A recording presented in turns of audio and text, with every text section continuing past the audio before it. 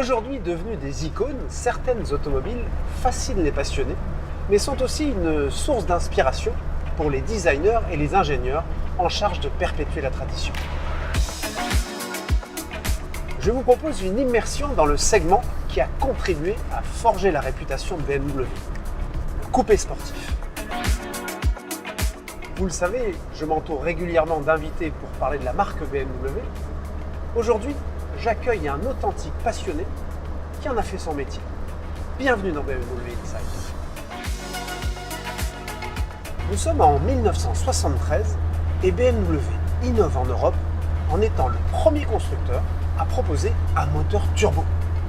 Cette technologie permet d'accroître la puissance de manière significative et lui donne un caractère bien particulier.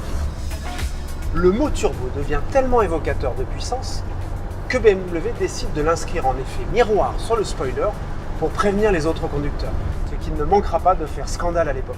La décennie suivante sera marquée par une autre technologie et c'est Loris qui est derrière nous qui va nous en parler. Salut Tristan. Effectivement, l'autre solution dans la quête de performance consiste à installer un mélodieux 6 cylindres en ligne sous le capot de la voiture. BMW l'a fait pour la première fois sur les petits coupés compacts en 1977 avec la série 3 E21, la 323i. C'est devenu une marque de fabrique et ça a été décliné aussi sur la génération suivante, la E30, avec notamment 7 325IS, et bien dit IS. Cette version elle a été faite spécialement pour le marché français. C'est un vrai collector parce qu'elle s'est écoulée à 282 exemplaires.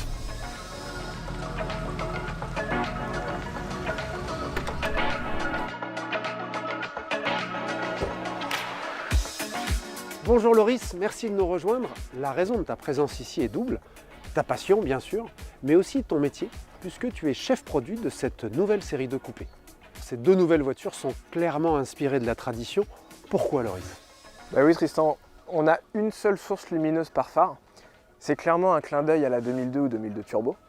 Et c'est surtout en fait quelque chose d'unique dans la gamme BMW actuellement. Et du coup, si on regarde le design dans son ensemble, c'est l'architecture de propulsion qui va dicter les proportions de la voiture.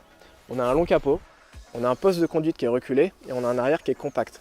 Et c'est clairement une forme de carrosserie qui est unique sur le segment.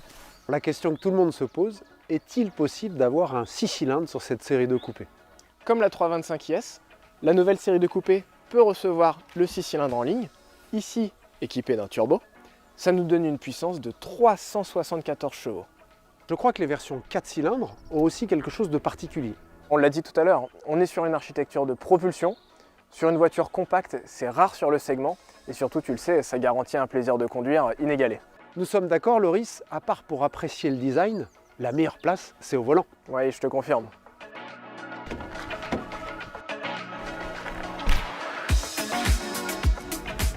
Ce qui est frappant à bord, c'est le niveau de prestation. La présentation et la technologie embarquée semblent directement issues de sa grande sœur, la BMW série 4.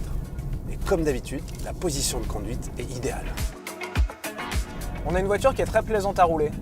Le 6 cylindres fait preuve de souplesse à bas régime, mais il sait aussi avoir du caractère en conduite sportive.